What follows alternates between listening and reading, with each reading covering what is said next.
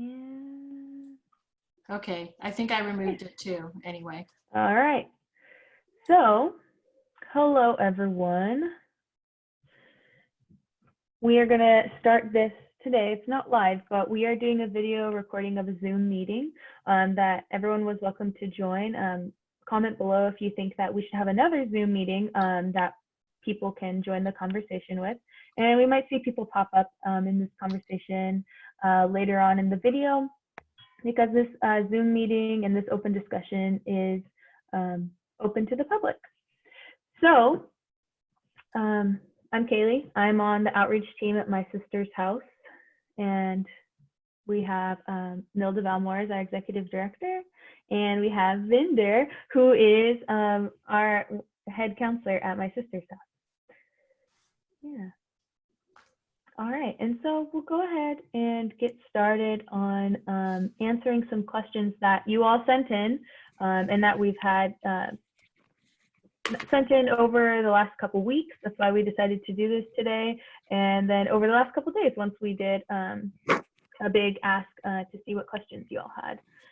So I think a good question to start with would be, what do you mean by culturally responsive? So culturally responsiveness is part of our organization and our mission. And so Boss or Vinder, would you want to take a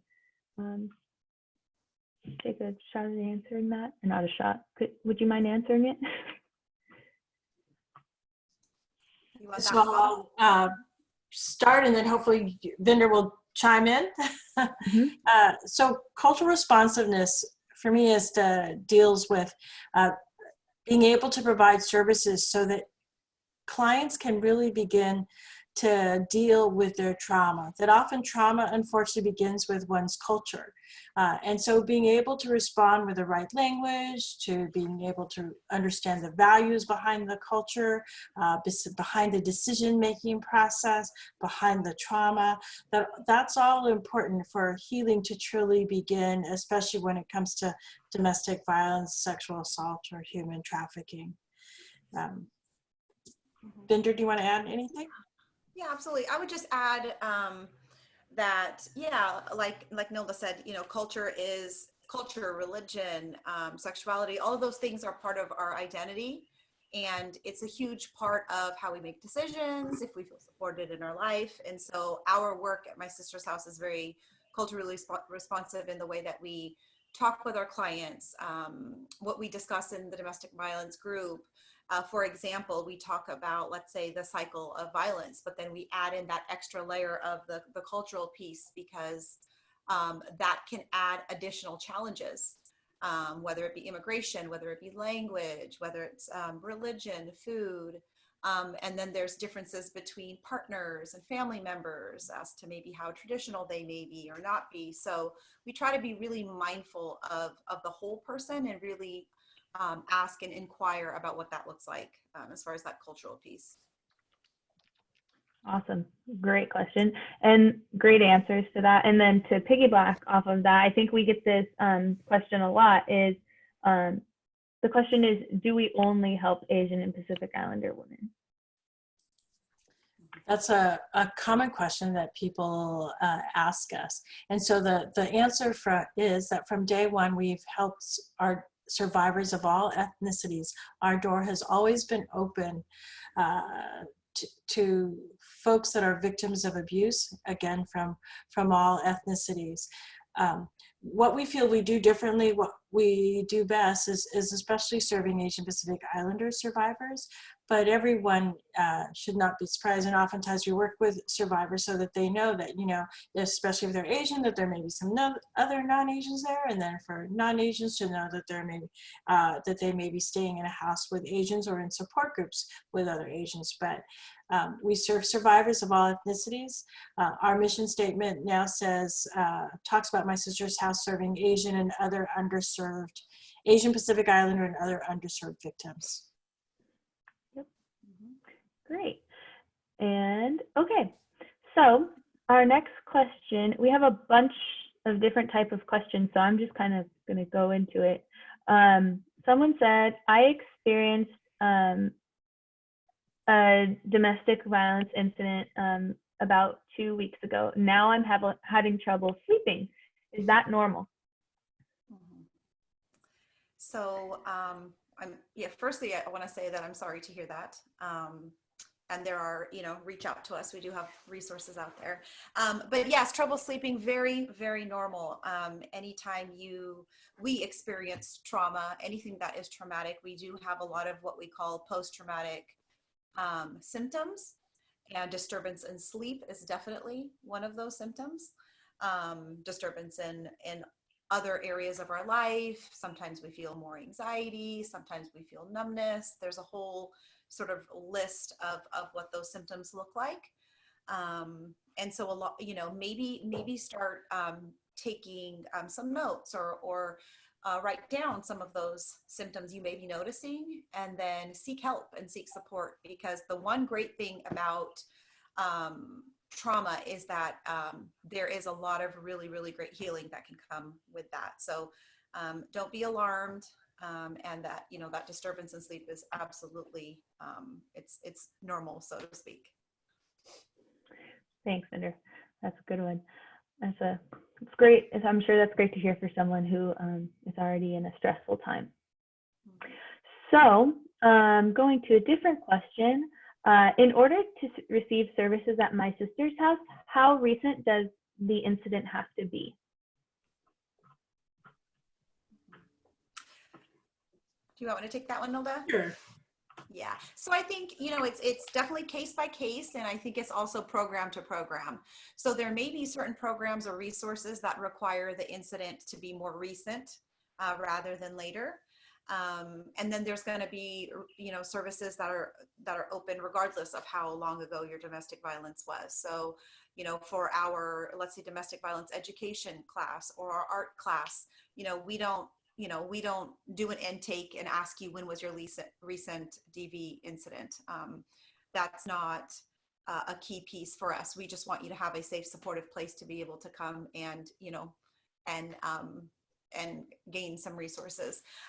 However, there may be some other programs which I cannot speak to specifically around, let's say, like utility or housing or things like that, that may require a timeline. But if you need more details about that, we can definitely put you in contact, or, you'll get more of that information when you sit down and do an intake for that specific program. So it just varies. And I just want to add to Vinder, and I don't know if we did the introductions in the beginning of Vinder is my sister's house lead counselor that we're lucky to have on our team. And it's that in addition to the, when the incidents were, there may be other requirements that each program operates differently and has different expectations. The other point that I want to make is that my sister's house recognizes that, unfortunately, domestic violence can last a long time. What one might consider a small sexual assault incident that might have happened in their teens can still have lasting impact decades later that someone needs assistance with. So we recognize that every person is different, and every incident and the history of incidents may be different.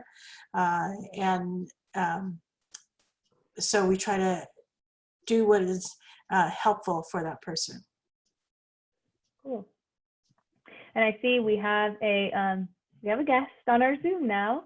Is it Diane? If you don't want to say hi or anything and you're just here to listen and participate, that's totally fine, but we totally encourage you to say hello. And if you have any questions, we'd be happy to answer them for you. You're also welcome to put it in the chat box. And I will go ahead and read those. I think to piggyback off of that too, the only thing I would also add is that requirements too are, definitely case-to-case basis, and the best way to figure out if you're eligible for the different programs is to call our 24-hour multilingual helpline, and then we can refer you to the correct person that could possibly help you, and then we'll figure that all out after. You don't have to figure the requirements out prior to calling us.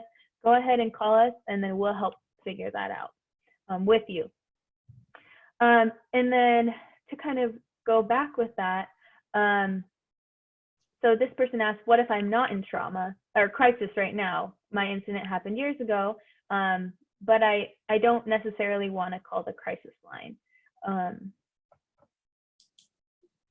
Yeah, I mean, I think a great question to piggyback on. I think exactly case by case.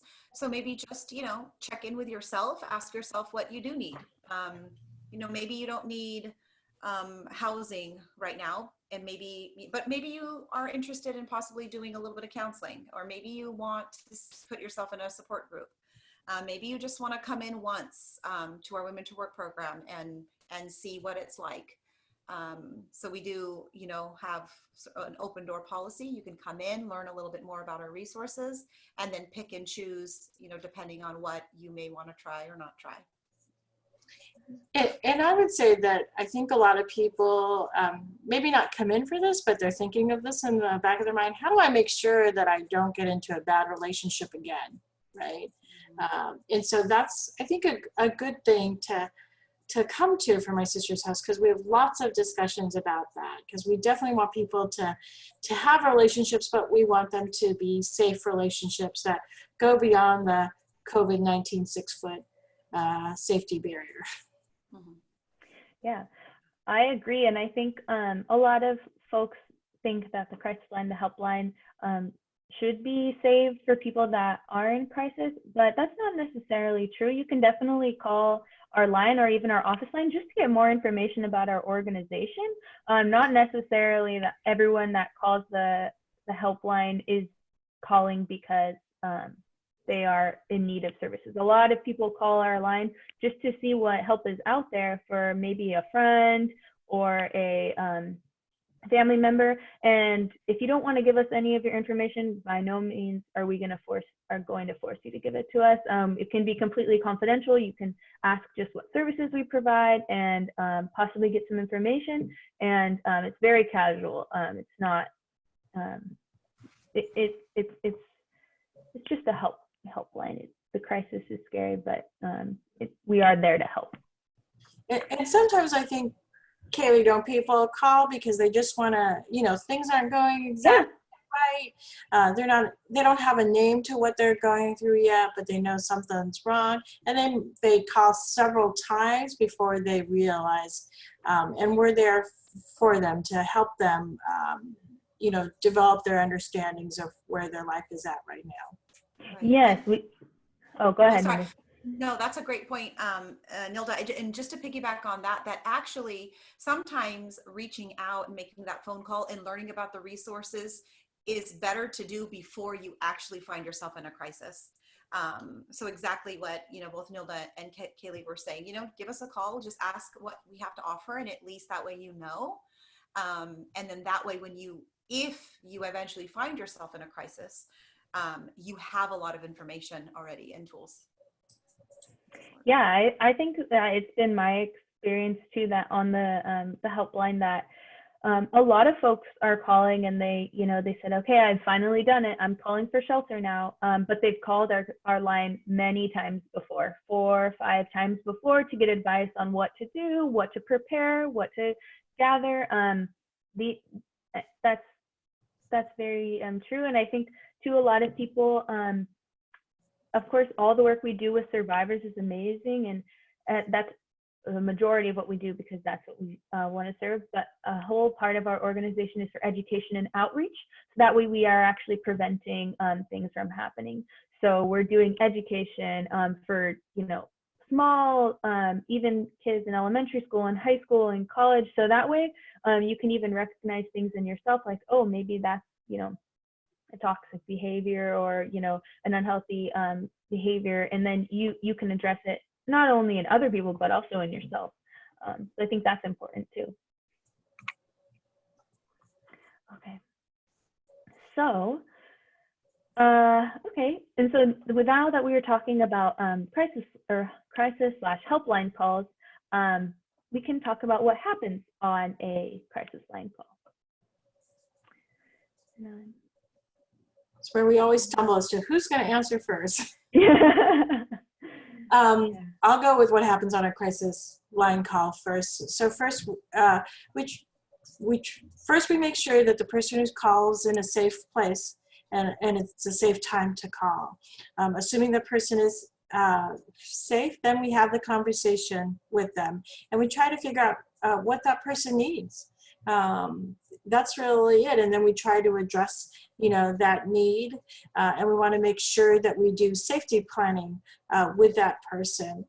So that even if they're not in a bad situation now, that should there be a big situation in the future, we want to make sure that they are as safe physically and safe mentally, emotionally as we can help them be with whatever information we can give them on that crisis call. So, yeah. I don't know, Kaylee or Vinder, do you want to add anything? I actually had lost a connection for a second there. Kaylee, sorry, I missed the first part of that question. That's probably why you looked a little frozen. Yeah. She was just saying what happens on a crisis line call. So we do, initially to make that. Yeah, I think to add to that too is we definitely we have a conversation about what's going on. I think a lot of the time folks do necessarily say like, hey, this is happening and I need help, but sometimes it's I need somewhere new to live. I just can't handle this anymore. And so it's more of a conversation about what's going on, why they're in need of services and everything like that. It's totally not as formal as I think people perceive it to be. It's definitely just an advocate giving advice, providing resources for, maybe some frustrations or some problems that a community member has. We're here to help. Sometimes we even realize that maybe our organization doesn't provide the service you need, but then we refer you to the service that you do need. So even if you call us and you're like, hey, I'm short of this and such and such and such, but you don't really have domestic violence, that's fine. We'll go ahead and give you a resource in the community that can help you. Would you have anything else to add to that, Vinder? Yeah, I would just add, I think that's where the language piece comes into, that often we do have a lot of callers who speak other languages, other API languages or non-API languages. So we definitely do our best to, take down that language, make sure that it's safe. I think we do a really good job at making sure that we ask questions like, can we give you a call back? Is it safe to leave a message? We never will, just call you back without making sure, because we understand that you may have called the line when it was safe. And we know that it may not always be safe. So we take those extra steps to make sure that we put the control in your hand and, get that interpreter to give you a call back when it's a safe time for you. So we really try to handle those with great care, because we understand that domestic violence is a really, really serious, dangerous situation. And so knowing that, we all go through a lot of training to be able to handle those calls in a safe way. Yes. So can I just add to that?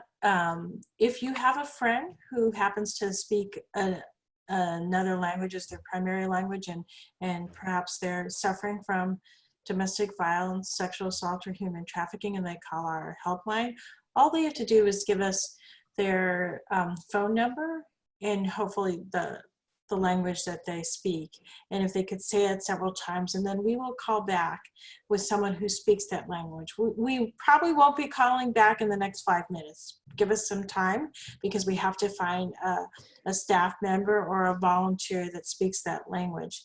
And the thing that you need to know is that when we call back, that number is going to say private or unlisted, because we don't want people to know that it's my sister's house calling. And we'll try to call several times, but people have to pick up on the other end. Your friend, your family members pick up on the other end so that we can help them. Yeah. And then I think this one, we kind of answered it, but maybe we should do it a little bit directly. This person asked, can I get help if I'm still in my abusive relationship? Mhm. Of course you can. Yeah.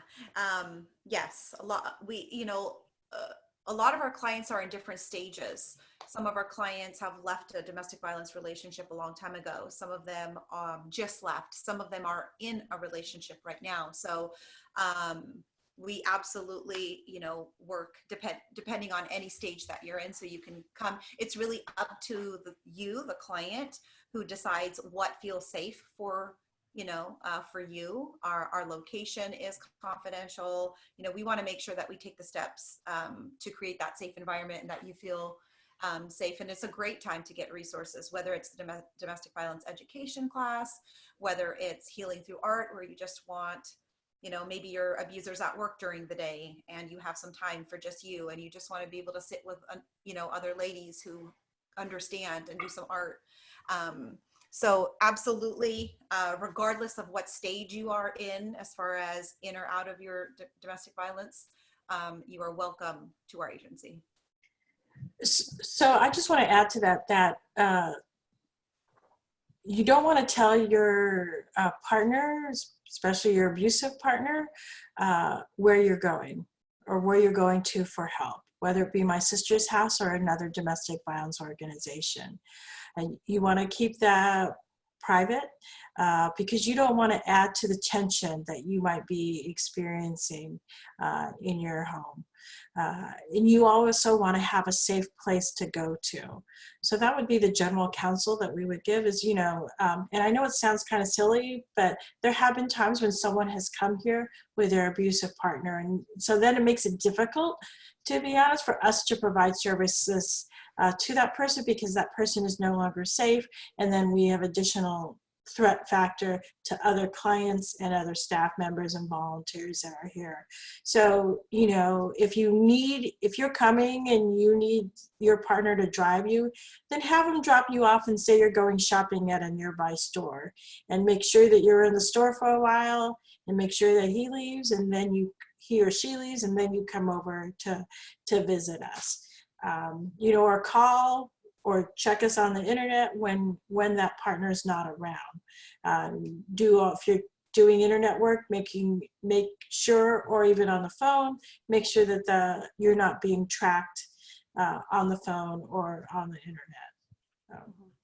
Yeah, great point, Nilda. And just to add one more piece for the client safety there is that, again, what we know about domestic violence is that abusers don't want you to seek support and help, right? They want to keep you isolated. And so if they learn that you are gaining resources and knowledge and help and support, that can be very threatening. And so then you're at risk, you're at a higher risk for abuse. And so you want to be mindful of that you going out and getting help can actually be very threatening to an abuser. And so you want to keep that close. You want to keep it inside, say, hey, I'm just going to go get resources or trying to find a job or whatever it might be. So exactly, just thinking about those things. Yeah. Someone asked, this is another survivor-based question. So why is it hard for me to trust in new relationships? How do I work on bringing my guard down? That's definitely a question for our counselor. Yeah, I was gonna say, I think this might be a vendor question, but. Whoa, that's a big question. Yeah.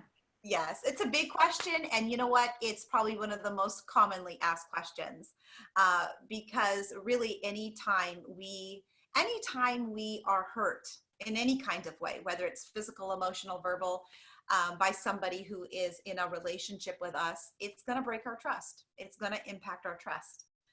That's just how we work as people. And so I think the first step is just appreciating that, okay, something has been severed there and that your trust has been impacted. Okay, that's normal and expected. Again, those are some of the symptoms of being in a relationship where there's been a violation. But then just taking that time to educate yourself, right? Take it slow. Don't jump into another relationship. Identify the red flags. we talked about that on our last quick TED Talk. But, doing more knowledge. Knowledge is power. And so taking it slow, identifying what those red flags are. And I always say, there's no relationship that doesn't have risk. So when we enter into any type of relationship, whether it's a friendship or an intimate relationship, there is going to be a risk. But we want to do what we can do to educate ourselves to reduce that risk. And so knowing that it is going to take time, and if it continues to be an issue, seek support, go to therapy, talk to your friends, find somebody who can help you through that, through those feelings. But it does take time. So feeling like you don't trust is very, very common and normal. But you can get to a place where you trust again. You just have to find people who are trustworthy. Very good. Awesome. Thanks, Cinder. Did you want to add anything to that, boss? Shoot. No. Cinder, that was a great answer. Yeah, that was a good answer, Vinder. And then, okay, so since we're kind of talking about counseling, someone asked, do you have to be in your shelter to get help? Which again, we've kind of already answered this. What if I just want counseling? So I guess people are wondering, is there any all or nothing at my sister's house? Mm-hmm. Yeah. No, you don't have to be in our shelter to receive individual counseling. What I can say about our individual counseling, unfortunately, is that it is limited. I wish that we could provide and had enough resources to offer everybody counseling, but we can't do that. So it is sort of case by case. One of the things that I say and that we tell clients is we encourage them to start coming to other programs also to get a little flavor of support, and then we can make sure that we add you to a list, and then we can get you in there. And it also depends on how urgent your matter is. If we don't have space but you need counseling, then we would encourage you and give you resources for other places.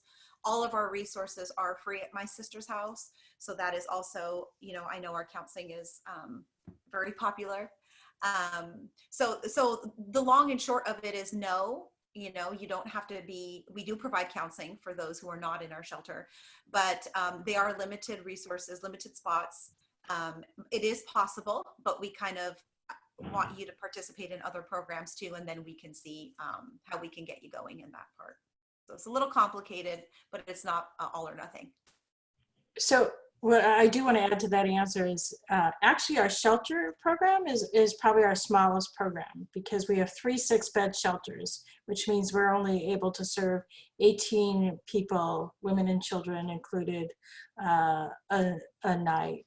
Our counseling program is probably our next smallest program, because again, we're limited by the number of counselors that we have. And again, so thankful that we have Vinder leading our team, which includes some volunteers, some wonderful volunteers that help, and another person that works part-time for us. Our Women to Work program is next to our outreach efforts, but our Women to Work program is probably our largest service program, and that's, usually people want counseling and shelter first, and also legal services. But really, it's the Women to Work program involves people, survivors who currently have jobs, but may need better paying jobs or need to do better on the work front. It also involves survivors that don't have any jobs and don't have any work experience, so that they can get that part of their lives together. And make sure that they have the shelter piece continuing, the housing piece really, it's not, and then also being able to have time to take care of their mental health needs. So really encourage, all, especially to, as Vinder said, participating in our other programs helps make sure, because we do want to make sure that whoever is getting help, especially those that are really putting in a lot of extra effort and the staff is seeing like this person really wants to change their lives, that they get the services that they need across our program.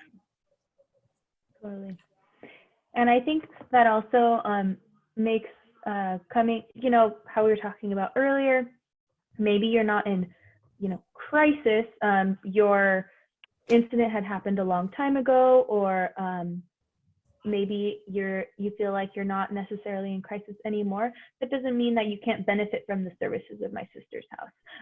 So just because you don't need the shelter, maybe you don't need a restraining order, maybe you don't need immediate emergency counseling, but a support group would be really nice. And you could come for that. Or like maybe you want to revamp your resume because you haven't worked in a while. You can come to us for that as well. So I think it doesn't have to be so intimidating to come, because we're an organization that serves a lot of survivors in a lot of different spots. And you can kind of pick and choose what different services you provide, or services you get from us. So, okay, the next thing that I'm going to do is, all right. So what kind of services do you provide for sexual assault survivors specifically? I'm gonna let Vinder take that one too. Okay. So for sexual assault survivors, we offer, everything at my sister's house, but specifically, we do have a Me Too group. So our sexual assault survivors group, we hold that once a month, every third Monday at 6 p.m. So that is a group that we've put together specifically for those who are sexual assault survivors. It's a pretty, it's a small group. And we offer that specifically once a month. And then we also, again, open up all of our services really for survivors of sexual assault, including, the counseling and all of our other resources. So yeah, we encourage you to, right now, because of COVID, we are offering that virtually. And actually our next group is coming up this Monday at 6 p.m.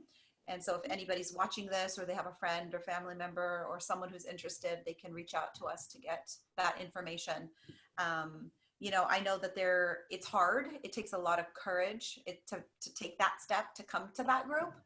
And so just remembering that you're not alone, and we're all trained, and we're there to support you. And taking that virtual step may be an easier step. Last time we did have, luckily somebody joined our group virtually who said that it was difficult for them to make that step to come in person. So we hope that maybe that's a baby step that you can take and just feel us out. I'll be online and just kind of get a feel of what that's like. So that group is tailored specifically for sexual assault survivors.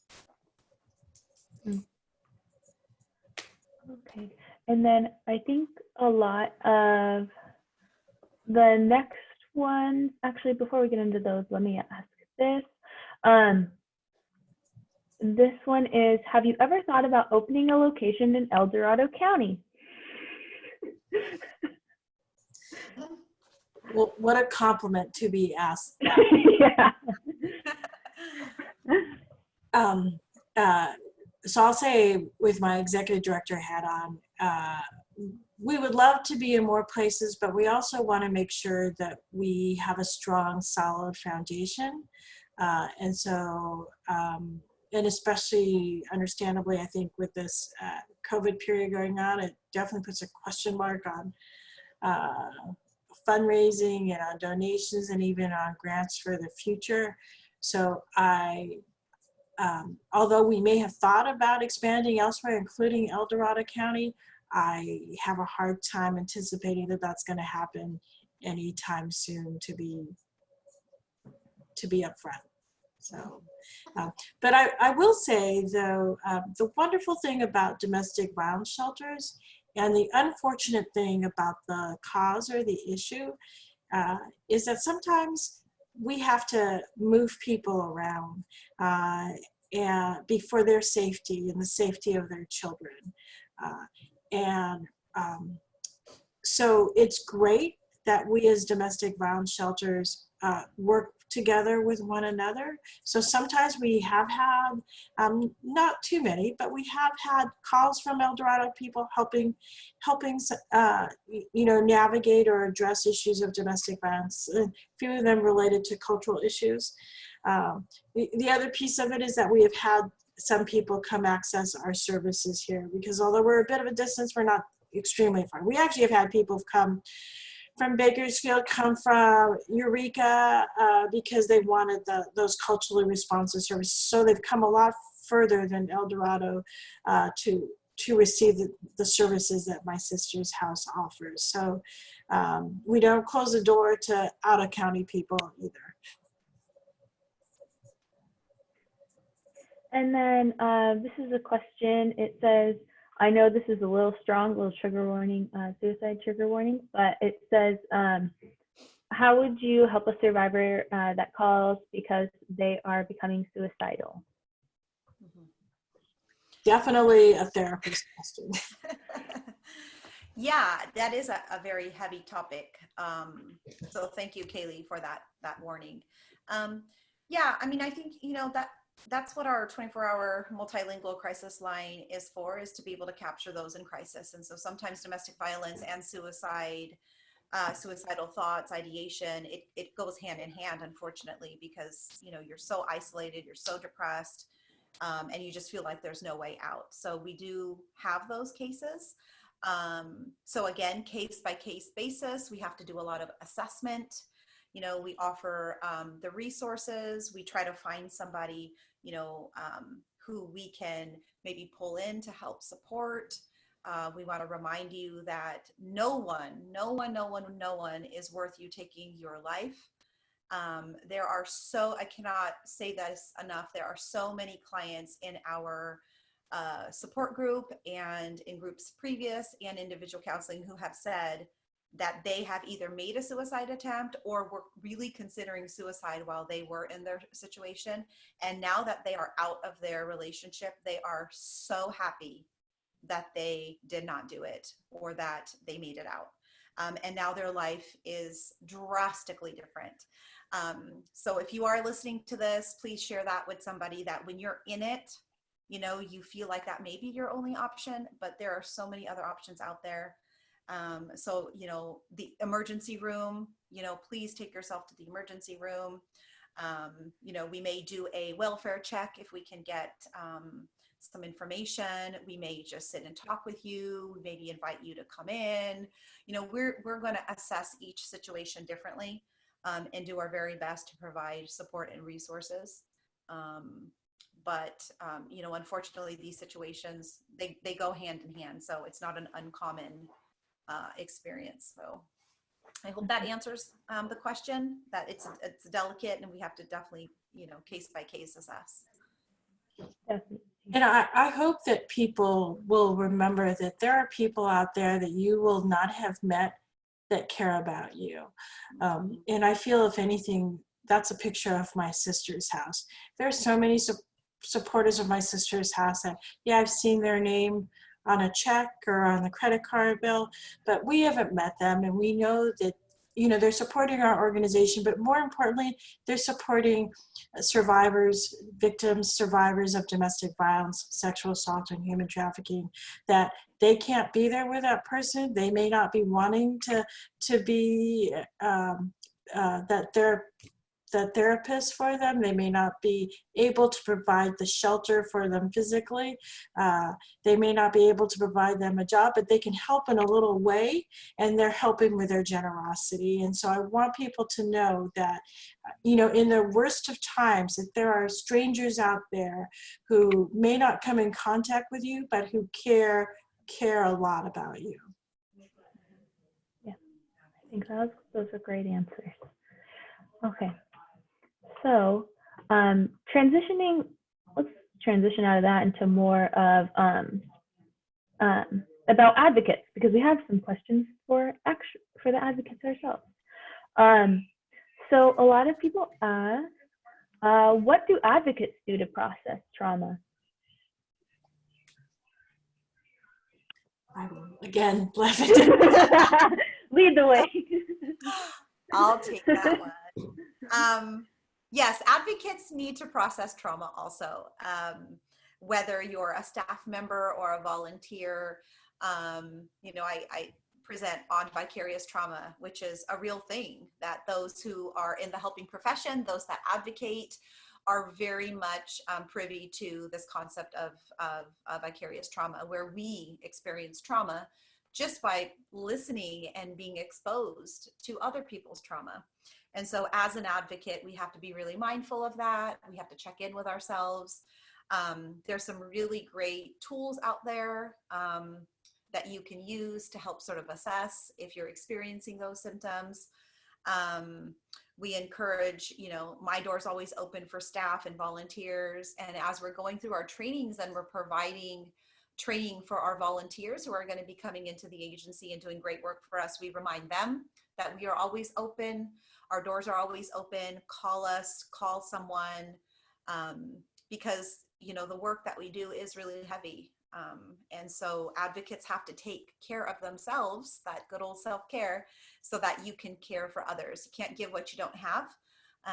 And so knowing that you're not alone. And often when we do work as advocates, it's not about whether you're going to have those symptoms, it's when are you going to have those symptoms. So, we just have to continue to check in with ourselves and know that you're not alone, and talk and process those things. Yeah, I would say too that we're still like myself, because I'm generally a new advocate. I would say 2 years, pretty new. I'm still learning myself how to recognize and take care of myself when I've had a bad day if it's been a rough day on a crisis line, or I did an intake that was especially that hit home for me. And so I think we're still learning how to do self-care and taking care of ourselves. And so I think a lot of people, they kind of, we beat ourselves up because we don't know how to take care of ourselves, but, we all have to learn somehow. And so we still have to learn and do our research, figure out what works for us. And yeah, I think a big piece is just recognizing that sometimes we're not okay and we have to take care of that. But I think realizing it is the big part.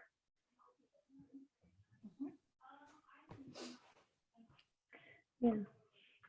Have anything to add, boss? I think we display our weird sense of humor. Try to hold each other, we do a lot of check-ins with each other. And hopefully practice healthy, safe habits. For me, I call the staff knows I call it my Starbucks therapy, of where I'm taking the time out to have a wonderful iced tea, hoping that with this, maybe Starbucks will donate some iced tea our way. But sponsor us. It's important to, as Vinder said, to take the time just to, to check in with ourselves and give ourselves a chance to breathe. Oh. Yeah. And then people ask also, if we want to be advocates, what kind of qualifications are you looking for, boss? Looking for obviously people who care about helping and making a difference, people who are not afraid and are able to show that commitment, because a lot of times people care, but they may not be able to have the time, or it may not be a good place in their lives to be able to show their commitment to being an advocate. Also, I think the third thing I would say is that it's really important for people not to be judgmental. I mean, to be frank, in all of us, we all I think it's natural to have a degree of judgment over others. But one of the hard parts of this work is, you'll want clients to act a certain way, to be safe, and they may not be ready to be safe yet. And so that's a hard struggle and hard for everybody to live with. And I think the other thing that's hard is recognizing especially like for advocates on the crisis line, right? So many times our shelter is full, and to have to say, I'm sorry, we don't have any shelter when you've just heard a sobbing story, that part's really hard too. So being able to have the strength to be able to hear that call and know that although we work every day on trying to get enough resources to help survivors, there's just not enough resources to help just even the survivors that come in contact with my sister's house. So the ladies, you might have more opinions on what it takes to be, you know, what kind of advocates we're looking for. I think that was, oh, go ahead, Cinder.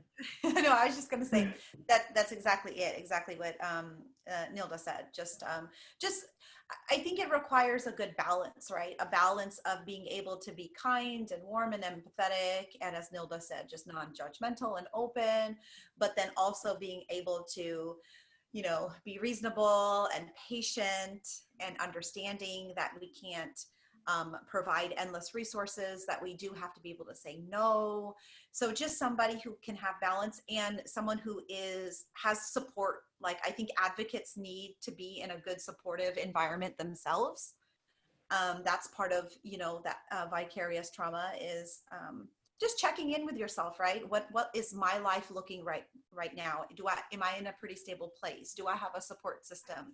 Am I in crisis myself? Because if you are, maybe this is not the right time. That doesn't mean you won't be a great advocate. Maybe you got to wait a few months or wait until our training comes back around. So, you know, to do this work, we have to really, really, really be self-aware and pay attention to what's going on in our own lives so that we can be present for our clients. Okay, so we have a question in the chat. How do we learn to become advocates for ourselves and from others? From a survivor perspective. So how to be an advocate, playing the role of an advocate, or just does it say advocating for yourself? Just clarification. It says, how do we learn how to become advocates for ourselves and others? Oh, got it. Mm-hmm. Okay. Yeah, that's a big question, right? And so when I hear that question, I hear sort of that, like, I want to find my voice. That's sort of what I hear in that question. Yes, it takes time. I think we have to be patient. I think recognizing that being a victim of domestic violence, sexual assault, or human trafficking can really impact our voice. And so if we are recognizing that we have lost our voice, or maybe we never were able to develop our voice because of culture or upbringing or our own domestic violence in our homes, that it is a work in progress, that it takes time. So, I think assertive communication, look up assertive communication. Those are really good techniques and tools where you're not being passive, but you're not being aggressive, and you're just really advocating and asking for what you need or want.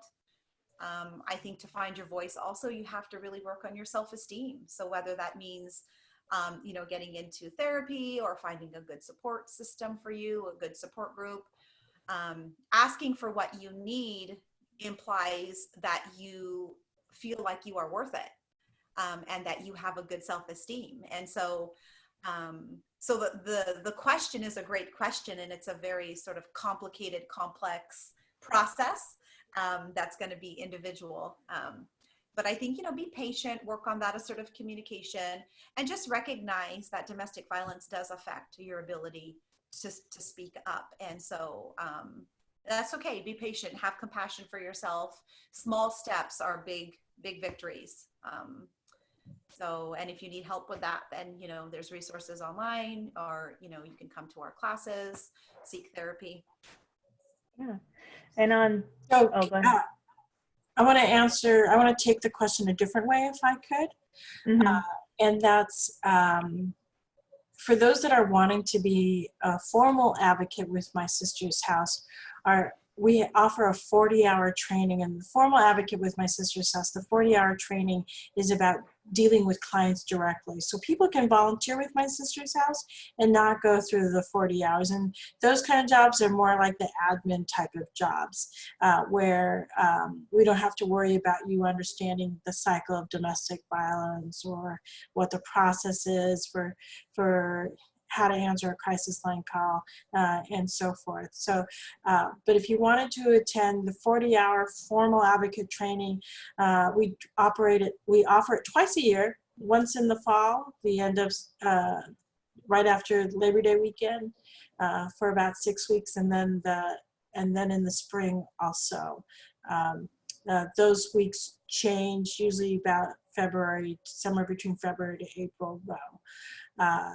And this year with the pandemic, we're still figuring that out, honestly, as to how it's all going to play out. Usually we have about 30 plus people in our training, so we may, at the very least, we probably will be limiting it in the fall, just so that we can have more spaciousness in our training room and have more safety. So if you are interested in that, do fill out the form off our website and express an interest in going through the 40-hour training. And we have a once a month volunteer orientation. The next one we're offering is next Friday, so you can hear a little bit more about the details. Yep. That was also the approach I was going to take on that. So I'm glad you did it, boss. And then we're a little bit running out of time. So I think we did answer this question, but there are a few questions that I want to maybe I'll just do it really quickly. I don't want to do a police report. If I don't, what help can I get? What counts as proof? Are the requirements all the same for the same programs? And yeah, and why do you have requirements? So that's kind of a loaded question. I would say that it's case by case and program by program. So they're not the same for every program. The requirements are different. You don't necessarily have to have a police report for some, and for others you might. It really depends case by case. And whether you want to take legal action or anything like that is up to you. Again, for our different programs, we have very different requirements. We couldn't go through all of them today, and then again, because it's based on case by case, so we would have to check your eligibility over the helpline, or if you came in and asked us questions. And we have requirements because we get funded by certain things. Boss, you wanted to go into that a little bit more Yeah, detail. so it's really not us setting the requirements, it's the funders that set the requirements. And so we have to listen to what the funders say as a condition of us receiving money. So that's why different programs have different funding requirements. Yeah. So it's not necessarily us. You want to add anything else a little bit? Anything else in there to that? No, I think you made it, yes, program by program, exactly. Okay, cool. And then just to finish up, we have one more Ask the Advocate question, and it is, why do you do this work? Indra, I can't wait to hear your answer. Oh my gosh. Because I just love it. I think my smile just gives it away, hopefully. Oh gosh, why do I do this work? Well, I mean, I think I've been in private practice for over 10 years, and I just found myself being the one that all of my colleagues would refer like trauma clients to, like DV cases and things like that. And I just sort of, clinically, I think my response is that I just sort of kind of just have fallen in love with that niche. Personally, I think, I've been lucky that I grew up in a home where there was not domestic violence. My parents are still married.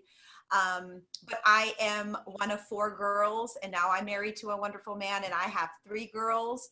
And I think that cultural piece, like I eat that up. I feel like raising girls, especially being, an American-born East Indian Sikh woman, there's just so much cultural stuff with gender and identities and domestic violence and this, stigma and taboo and all of that. So, I want to raise empowered young women So I want to give that and help that, help others also just, live their best lives.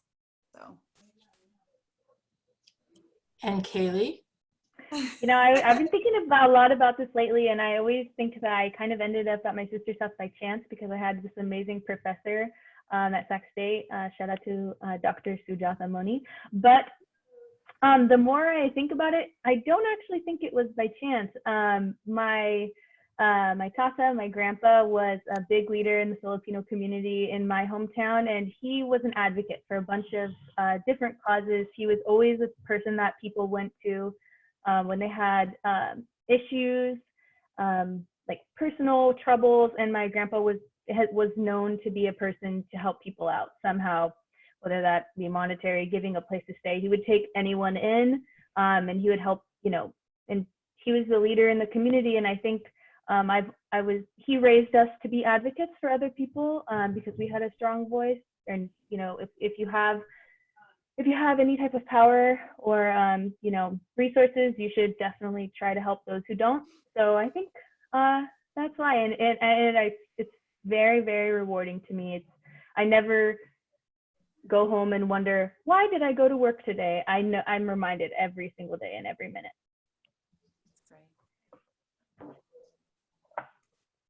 And you, boss? There are so many reasons that I like doing this work and that I do this work. But one of them is that there's so much to learn from survivors, from their strength, from their resilience, from their courage. And so that's an important thing that I get the privilege of every day. And we have a wonderful group of supporters and volunteers and staff who, I'm pointing this way because that's where the staff is on my computer screen, that make this work happen. So. Michelle, I see you got back on. Did you want to say why you're an advocate? And I have to get off real quickly, but thank you all for joining. I'm curious to hear Michelle's answer. Well, Michelle. Oh, geez. I got started because I'm a survivor. And so I was kind of looking for resources around the area. And at this time, it had been like 5 years since my incident. And I didn't want anyone to have to go through what I had to struggle to find those resources. And so I joined my sister's house with the intent on really getting services for sexual assault survivors and to really expand our outreach so that people learn about our services and that we're available. And I've stuck with it ever since. Yeah. So all of us giving back to our community and the communities around us. So really awesome. Thanks everyone for watching. If you made it this far, our 24-hour multilingual helpline is 916-428-3271. I will also put it in the comment above. Again, if you have any more questions, you liked this video, you want us to do another one with a different theme, comment below, tell us what you like, tell us what you want to see. We want to create more content for you all. And thank you. I'm going to stop recording now. And thank you everyone for joining. Thanks.